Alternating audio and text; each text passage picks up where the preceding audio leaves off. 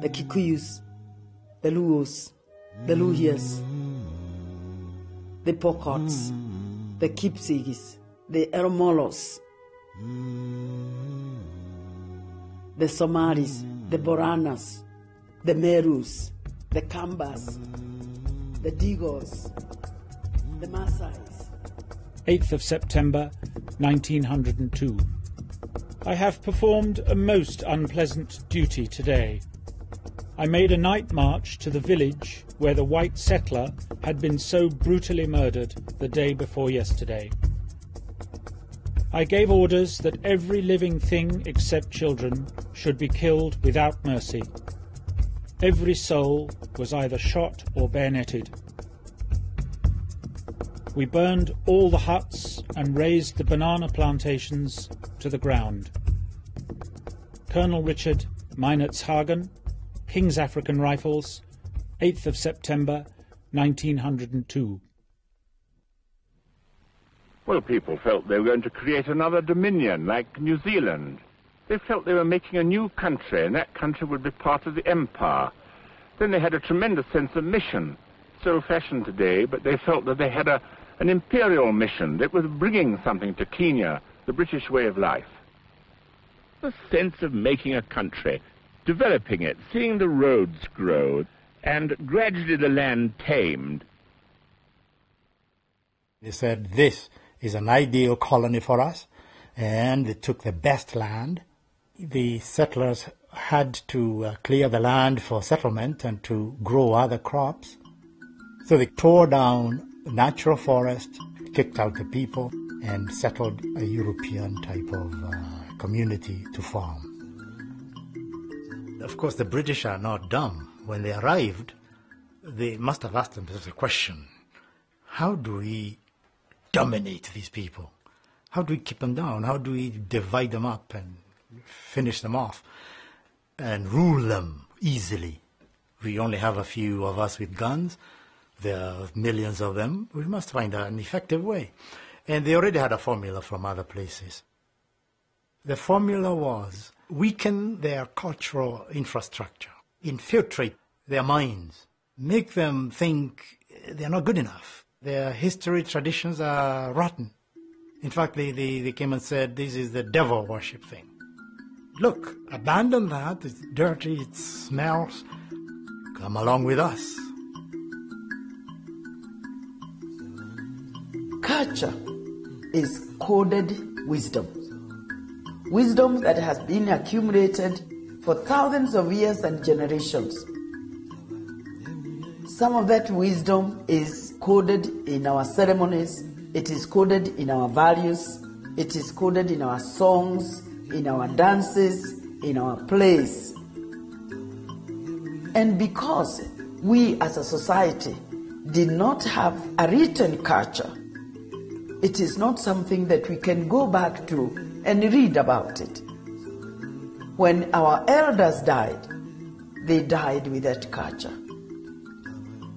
And so we were left with a vacuum, and we have tried to fill that vacuum with the values that missionaries have given us. But the missionaries have given us values that are based on the Bible.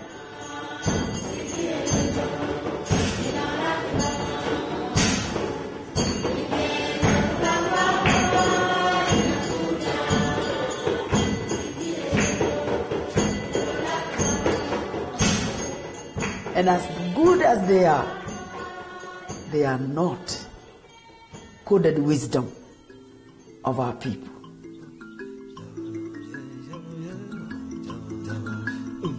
There was something in our people that had helped them conserve those forests. They were not looking at trees and seeing timber. They were not looking at elephants and seeing ivory, or looking at the cheetahs and seeing the beautiful skin for sale. There was no such economic value of these animals, so they let them be. It was in their culture to let them be. All people have their own culture. But when you remove that culture from them, then you kill them in a way. They may be alive physically, but you kill them. You kill a very large part of them. When you consider that the people here in Kenya, the masses of the Africans here in Kenya, are probably roughly about the same stage as Great Britain was 500 years ago, we do not think that normal forms of democracy are suitable. In Nairobi, capital of Kenya, Europeans and Africans still walk the streets in fear of the dreaded Mau Mau. For it is that band of fanatics whose bloody deeds have cast a dark shadow across the face of Kenya. All who carry the mark of the Mau Mau must be hunted out so that peace may come to this troubled colony.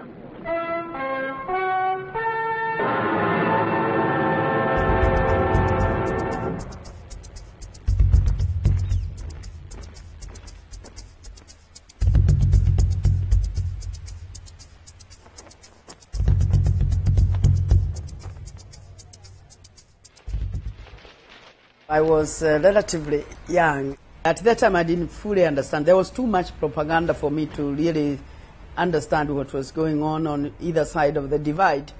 But later on, I understood why it was necessary for the British to create a system that is oppressive in order to be able to utilize the resources in this country the way those who are in power want to utilize the resources. Ndanyititwo na ngatwarwo kuria riu kambiciari twina mutumia uyu kwanza ngirwa ati mwanake wa nyina na mukunu ni athire mutitu nito rakiragwo ni titwinda gitoi ndiacineirwo nyumba ngikuirwo indo ciothe nginya mburi na nguku tukirikirio na tukiingirwo mugunda. They moved us from the land to a village. It was a huge village. We had to stay there in the village all the time. Of course, to concentrate people in the village, they had to destroy the old houses and build new ones. They had to construct camps. They had to do a lot of deforestation and cutting out everything that was growing practically. Most of our environment were destroyed by the government to fight the enemies because the forest was leaked and the Mau Mau were hiding in the forest. They burnt it down, they came and bombed areas. What used to be forest as we grew up, in 5 years, became bare.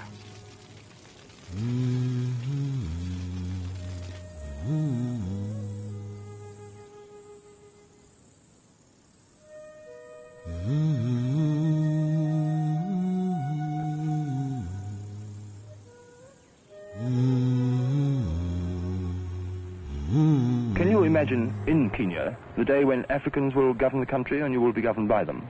Do you think it's possible? Oh yes, I think so. At a later date. How would you react to that?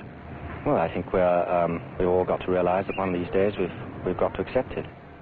It only remains for me to present to you, Mr. Prime Minister, these constitutional instruments which establish Kenya's independence.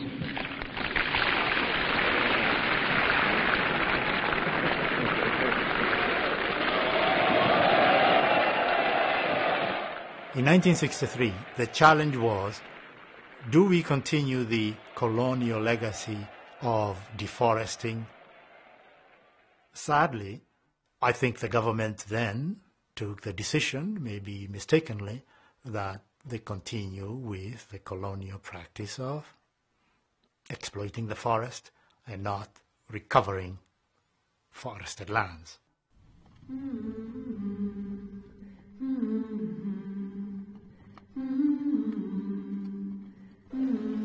Daniel Toroitich Arap Moi naapa kwamba nitakuwa mwaminifu kwa Jamhuri ya Kenya na kuitumikia kwa moyo wangu. The policy of the Kenyatta and Moi government was no different in terms of forestry or natural resources from the colonial one. It was, in fact, a bit worse.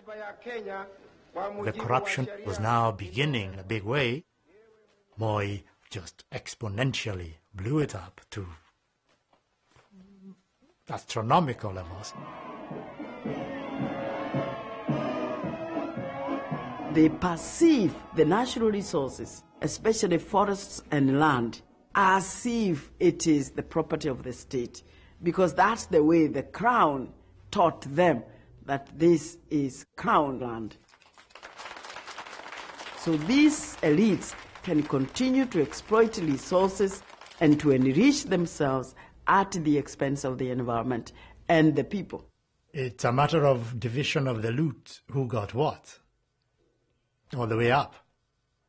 But at the very bottom, the forest was privatized. A large strip of very precious forest land was stripped naked and turned into tea zones. Tea and coffee were so promoted by the government to a point where some farmers have planted tea to the door. They don't grow anything else. They have forgotten how to have a small plot of sweet potatoes, especially for people who depend on these natural resources, which has been degraded, which has been, grabbed, misused. I don't want to say raped, but it has been really bad. I was teaching something called biogeography and plant ecology at Kenyatta College, and I wanted students to see Kemakia Forest, where the government was cutting the indigenous forest in order to produce timber and pulp. I was arrested in May 1982. We were detained and sent to maximum security isolation as detainees of the Moi government for the good government of Kenya. There was a regime in Kenya that was giving the impression that this country is impossible for anybody to change. One thing we knew about President Moi is that he was completely untouched by the complaints of his people. We could complain all day. It didn't matter. From 1984 to 1988, a lot of our people left the country. A lot of our people were imprisoned. A lot of our people were killed. It was brutal. It was very, very powerful. It had the country in its grip. And it had the power and the willingness to use that power to crush any opposition.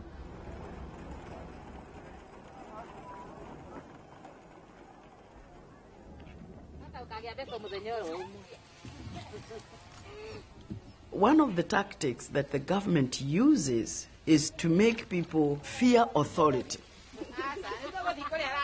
When the women started, nobody was bothering them because nobody took them seriously. You know, who takes women seriously? Then sometime in the course of the years, the government realized that we were organizing women. So they started interfering with our organizing, and they demanded you have to have a license, you cannot meet, you cannot do. They harassed women a lot. Na nijuri mwana mwigagiriro na thirikari ni kumungira to na thirikari ni yathukirwo kiongo ni green belt eciragia green belt no uteti itugo eciragia eciria ati mundu ahanda miti ni wangari wa mathai arahandira tamae mumorie manyonete maita maigara na kungicaria miti yakwa ndeme ogo miti ya turahanda ni miti itu na ni miti ya guthondeka bururi witu na ni miti ya tugatigira ciana citu o uria na ithu twatigiirwo ni maithe maitu githitiguo